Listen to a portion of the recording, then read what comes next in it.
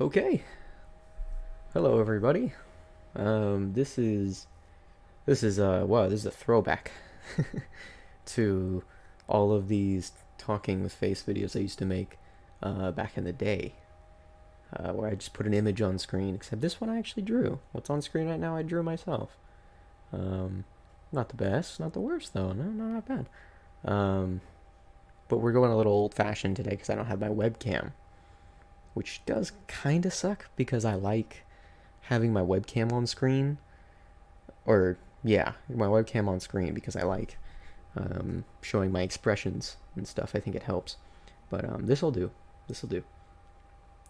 Um, so welcome anybody listening. This is my normal talking with the face, which is kind of just sometimes a life update, sometimes just getting some stuff out there that I've been thinking about, and that is going to be one of these because I have been thinking about something recently. Um, that I would hope maybe some of you guys listening would relate to a little bit or sympathize with, or I don't know. I've been giving it a lot of thought. Okay, so where do we start? Starting is always the hardest for me. Man, I have been thinking about how distrustful, in a sense, I can be. And I think right off the bat that sounds very bad because you don't want to be distrustful, right? Um, you want to trust people. That's kind of a red flag if you're distrustful. But it's not in the way you may think. A while ago, maybe about a year ago, I used to be very distrustful, and that carried out for a long time. I was in spots where I was feeling so distrustful and isolated that I couldn't.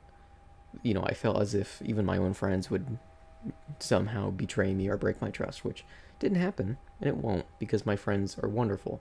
They're wonderful people.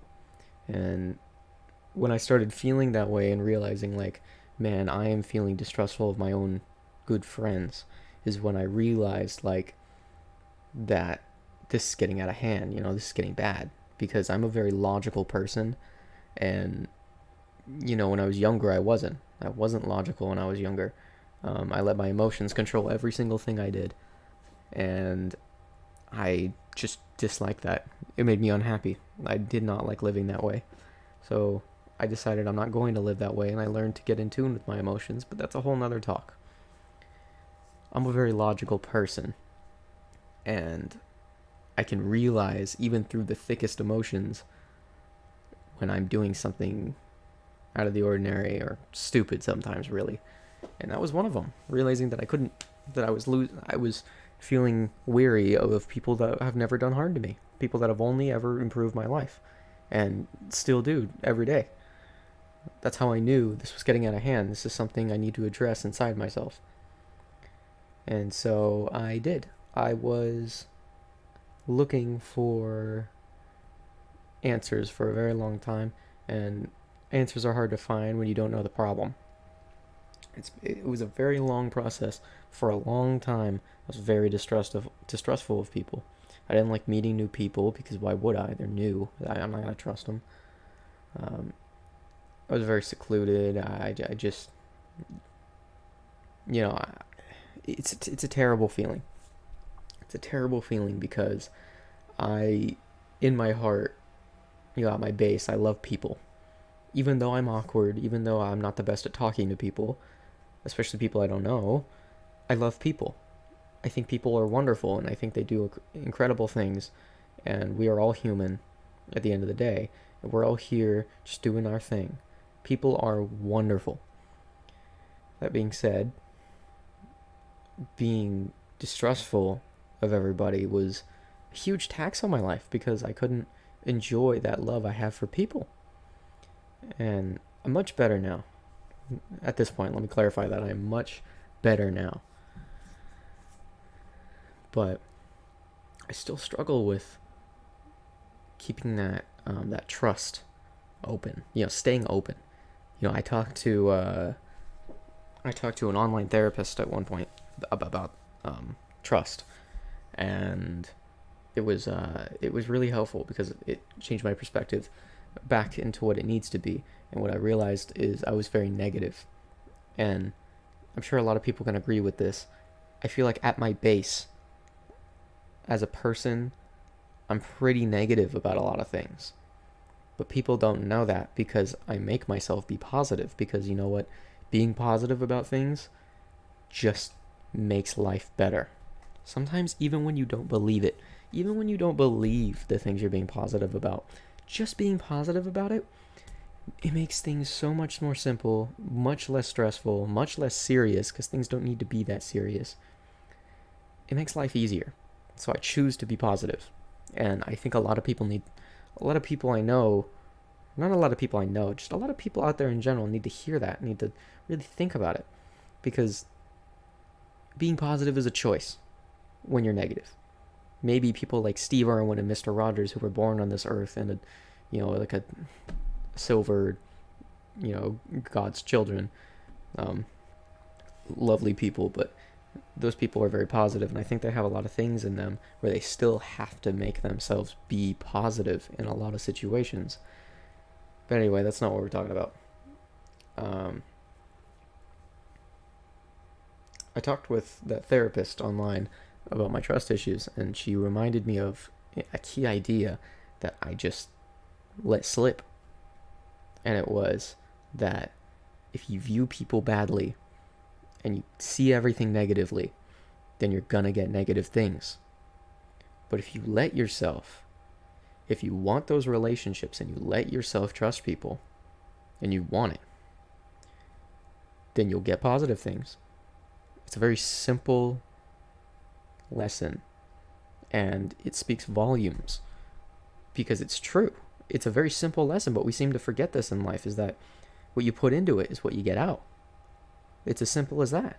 You put in negative thoughts, negative actions, negative feelings, you're going to get negative things out. It's like arguments.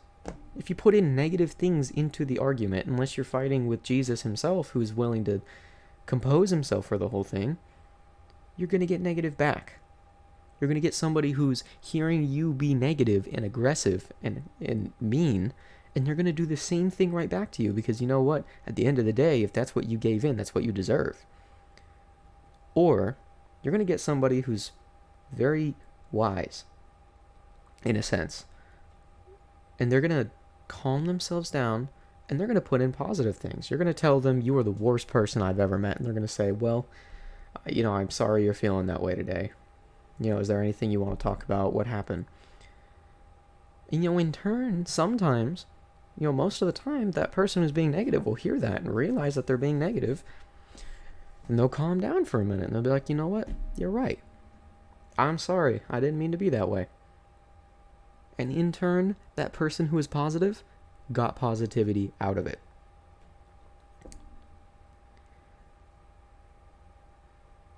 It's hard to maintain positivity. I've talked about it before many times. I was very severely depressed for a long time of my life. I still am every now and again. It doesn't just go away. But I've gotten a lot better now. And I realize, as somebody who went through that for, so long, thinking I was in a point in my life where, for years, every single day, I would think about wanting to die. Every day. Every single day. You don't realize, I say that out loud, it's just a statement. You don't realize how actually impactful that is. How much that, what I actually mean by that. How heavy that really is. How serious that really was. The actual feeling of wanting to do that every single day. I understand that being positive is hard.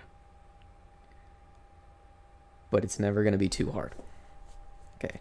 Being positive is always the right choice. Because it makes life easier. It makes everything easier. It makes you less stressed. It makes things look better. It's just a better way to go about things. But it does take work. And I think a lot of people don't want to put in work for things. Which is unfortunate. But everyone's got to find their own way. I feel like everyone's gonna find their own way. It just takes longer for some people, and that's okay. You know, I don't go online and listen to some guy talk about something and say this is what you got to do, and then do it. No, that's not how it works. It takes longer for some people. It's just nice to hear it sometimes.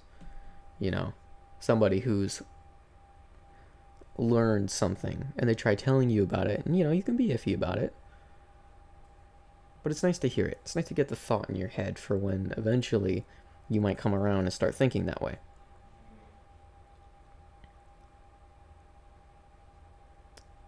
Anyway, I got way off track.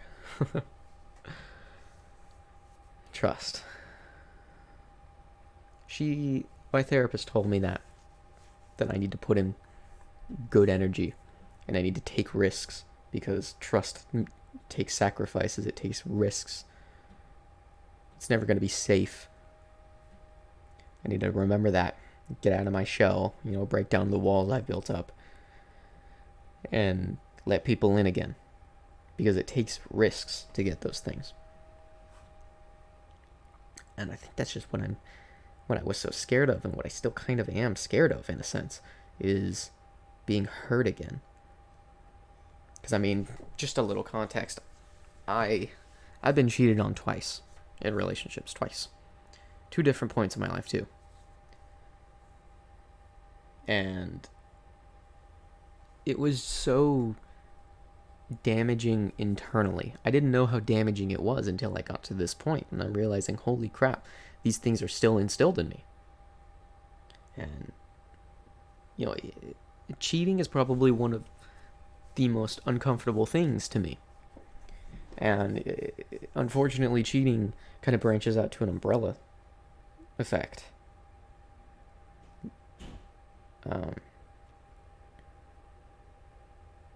Yeah, it's not just cheating. Cheating has branched out into a bunch of little things under it, like contributors to cheating. I hate talking about this. I'm really uncomfortable with a lot of sexual things, or things like that. A lot of things like that. I am really uncomfortable with those things. Let me think of more examples. It all comes down to insecurity, worry. I feel like I'm very logical, but in the wrong way about this. I feel like I'm on the right track, but I don't have the right, or more. It feels like I have the right thoughts, but I'm on the wrong track. Right? I have all the pieces. I'm just putting the puzzle to get it wrong.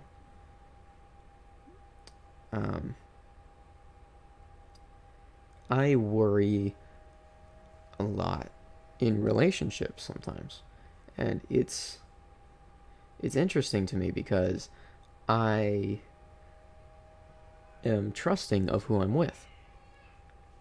Sorry, you might hear screaming every now and again like this. It's I can't help it. I'm very distrustful sometimes in certain ways, but I'm very trusting in other ways. And I didn't think that was possible, but it is. Like, we'll take, for example, my current partner. Probably the most stable relationship I've ever been in. It's been eye-opening in a lot of ways. To be in a healthy relationship and be happy with who I am in a relationship. It's wonderful. But now that I'm in a very nice, healthy relationship, which I'm not used to, I realize how many underlying problems I have, how many deeply rooted issues I have because I'm in a healthy relationship, and it's like my brain doesn't know what to do with it, right? I finally have something good, and it's like, oh, well, when does the bad stuff kick in? That's all I know. It's helped me focus on a lot of these problems and help myself with them, but I wish I didn't have to, I wish I didn't have to deal with this. And I'm not faultless, I take a lot of fault in the things I do because it's my life. I put myself where I am today. But man, it's difficult dealing with these notions of trust and things like that. Man, it's so hard to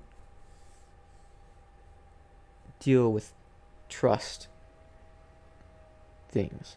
I've done online therapy again, talking about my trust issues, but in a newer light, how it is now and how it shines now. And it's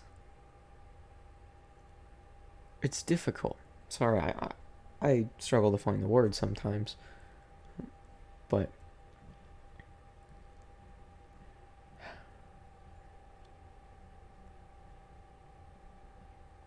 with a partner like I have now, where things are good, we can do things healthily, and I'm having a good time with who I am.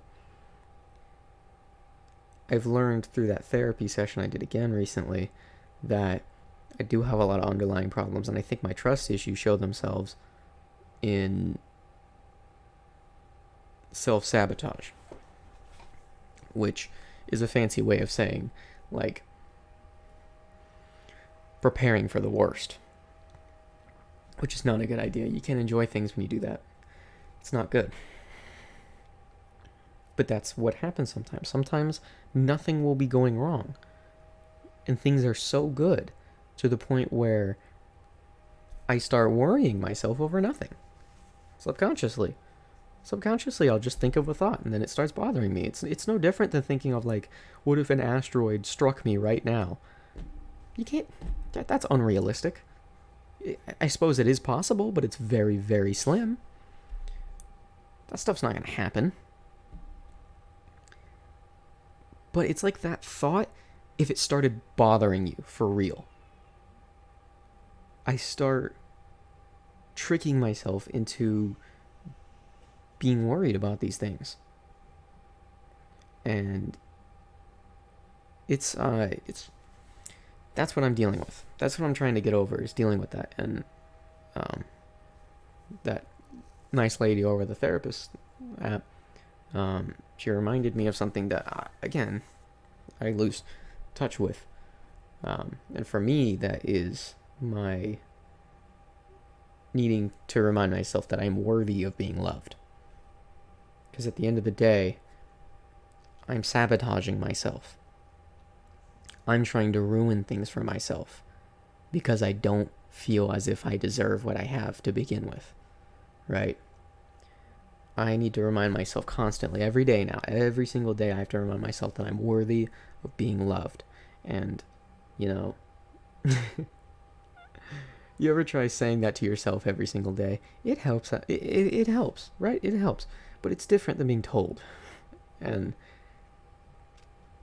you know, telling yourself that you're worthy of being loved, telling yourself any kind of compliment like this, it's hard to grasp. It's hard to understand. It's hard to take serious. Because this is all like my brain in the back, the back of my head. I'm thinking, oh my God, I'm just saying this, I'm trying to trick myself again. But it's real. It's real. I am worthy of love, and so is everybody. Everybody out there, we are worthy of being loved. But it's so hard to remember that. And that's the struggle I've been having. Because somebody who is doing nothing wrong, right? Somebody who's never harmed me, never had me with bad intentions, somebody who's only here to help me and be close to me, somebody I can actually trust. Sometimes I'll have thoughts that are like harmful to their image, My brain will just come up with like random, just terrible scenarios that have them in the spotlight. It's like my brain's trying to make a way for them to be mean to me, in a sense, or do things that are unfair to me. And I never take them seriously. Sometimes they affect my mood, but I'll never take them seriously because I understand what I do and I understand that they're not real. I have a lot of thoughts of my partner cheating, and it makes me feel terrible. Like, it genuinely affects me the same as if like it was real. It's like my brain is convincing itself that it's real. It's not. It's not real. It's so hard to take that seriously, though. I can say out loud, it's not real, it's not real, it's not real. Sometimes when it's super serious, I'll bring it up with my partner. She'll say, it's not real, I love you, and stuff like that. Still hard to take it seriously. Because I'm not convinced that I'm worthy of this love. well, this was, a little bit ago. I've I've worked on it a lot. These thoughts happen less frequently. I can control it a lot better, but it still happens sometimes, and it's terrible.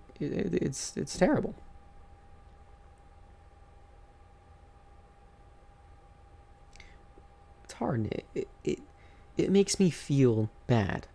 That's one of the worst things about it, is that not in the sense of what it is. It makes me feel bad because I feel this way. It must, people are wonderful, and my partner, God bless her, she's wonderful, and she's been with me through a lot of my weird issues, and she puts up with it. But at the end of the day, I don't want her to put up with something, right? I want this to be better. I want to be better about this so that she doesn't have to deal with it. And neither do I. So she's wonderful in that sense, in a lot of senses. But with somebody this wonderful, it's just so strange that my brain would even try to convince myself that they aren't, because she is. She's never done me harm, and yet my brain just comes up with these stupid machinations, and it makes me feel terrible. It makes me feel terrible because it's such a terrible thing. But things are getting better. It's a lot of self-realization, and what I've shared today took me a while to come up with. If you're having problems inside, they're not gonna be figured out immediately. Even if you are giving it your 100% focus, they're not gonna figure themselves out immediately. I was feeling this way for years. It takes a lot of different thought, a lot of different opinions, a lot of different viewpoints, mindsets. You won't figure it out immediately, but you can't give up. For me personally, I never give up because I care about the people around me very, very, very deeply. If I have an issue that's affecting other people, that's gonna be my first priority. I'm gonna figure it out because I don't want it to affect other people, not the people close to me. Right? That's my driving factor. That's what gets me to do things. But you know what? It's not always that strong. Sometimes I have to make myself do these things because it's what's good for me and it's what's good for the people around me. Things are never going to be handed to you on that silver platter. And I feel like the way I grew up taught me that they would be. But they aren't. I've learned that. You gotta learn. I heard this recently. I can't remember from who, but I found good meaning in it. You really do have to teach yourself to be dangerous. And what does that mean? That sounds strange, because no, you don't want to be dangerous, but you do. You want to be like a samurai who knows how to use his sword, knows how to do these dangerous things, but doesn't. That's what you want to do. You want to know your strengths, and you want to know how powerful you can be, and you want to be mature and strong enough to not do it. That's the goal. That is admirable. If everyone were like that, you'd see much different things. But people, it's hard to realize your own strength, because that's walking on the tightrope right there. Is if you actually have strength and you realize it, it's an easy tightrope to fall off of. Because how enticing is it to see the strength you have and go overboard with it, or start viewing yourself as you're some kind of macho man? That's very common in the world. Seeing how macho you are and how cool you are. And it's also very easy to fall off the other way and be like, you know what, my strengths are, I don't have strengths. I can't do anything. The other side, falling off that way.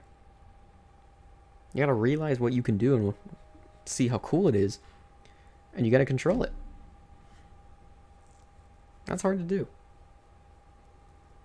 Me personally, I fall off the other way sometimes in the sense of I lose touch with the things I can do.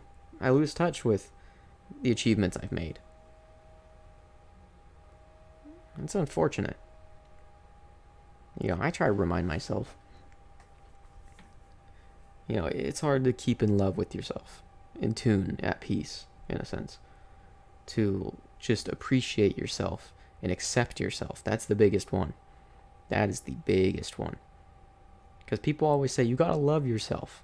They don't ever talk about accepting yourself. They don't ever talk about finding your inner peace with yourself. Because when you love yourself, you don't know that you do until you really think about it. On the journey to loving yourself, you start doing it without even realizing. You won't know that you start loving yourself until you're there. And that's exactly what happens. Because it's not permanent either sometimes, especially for my situation. I will be feeling myself. I'll be really healthy. I'll be loving myself. I'll be at peace. And then maybe something happens in life, some kind of something to skew it. And then I get thrown off track.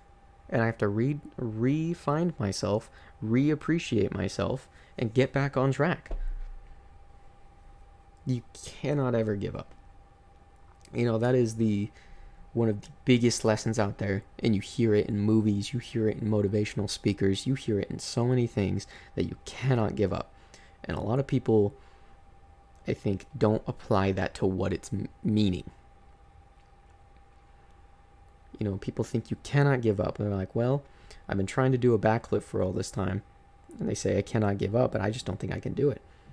True. If you keep going at it, and you keep doing it and doing it and doing it, eventually you'll be able to do that backflip. But how they mean it is that when you fall off track of what you're doing, you can't give up. You can take breaks, but you got to be like a train. You got to be a train that's going, however fast they do. I don't know how fast trains go, but they go very fast. Let's say a train's going 100 miles an hour. You got to be going 100 miles an hour consistently. And sometimes something will end up in the tracks. It'll bump you. It'll skew you. So go down to 50 miles an hour. Go down to 25 miles an hour if that's really what you need. If something very significant happened, go down to 25 miles an hour. But you never stop the train. The train should never stop. The train should constantly be going, no matter what. You should never stop going. You can take breaks, but you can't stop. And what does that mean? What does that mean in a realistic sense? Sometimes things will happen.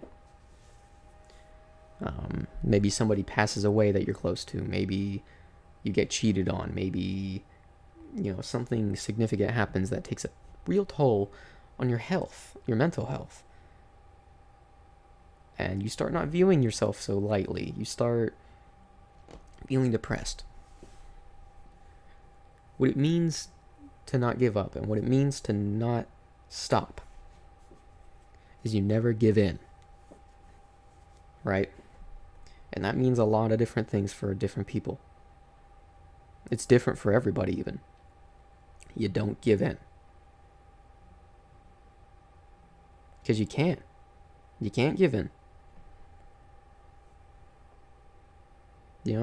It's not... Giving in is defeat and you can't lose. You can't lose in this life. You're too strong.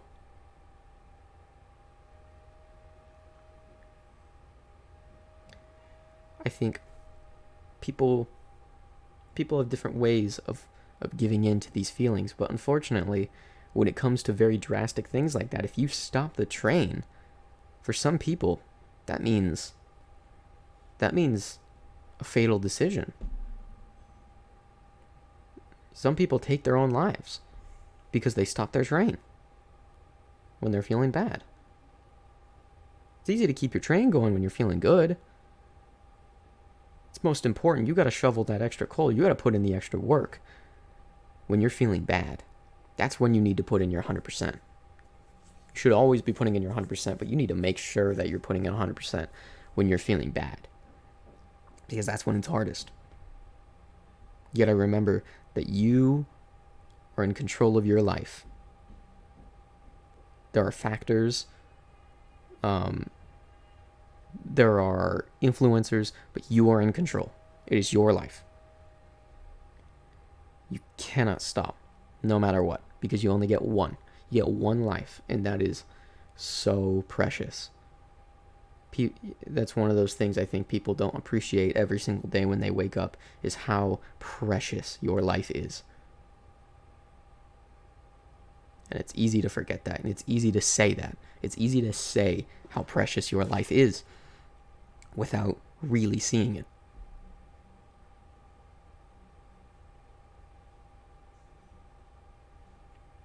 Every single person listening to this right now, guarantee you, every single person, you have a life that I cannot fathom.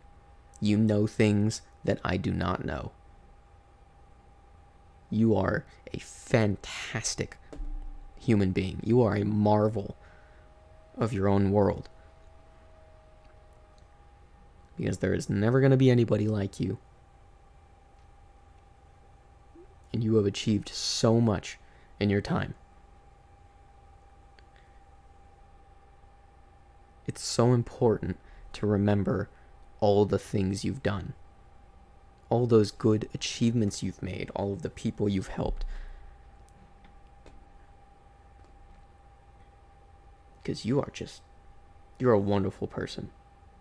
And I really hope that if you're going through something right now and you hear this, if you're struggling to understand how wonderful you really are, I hope this helps a little bit. I hope it reminds you. I hope it helps you go from 25 miles an hour on your train to at least 50. You know, roaring up to go to 100, because you are a creation that is unspeakably fathomable. You are incredible.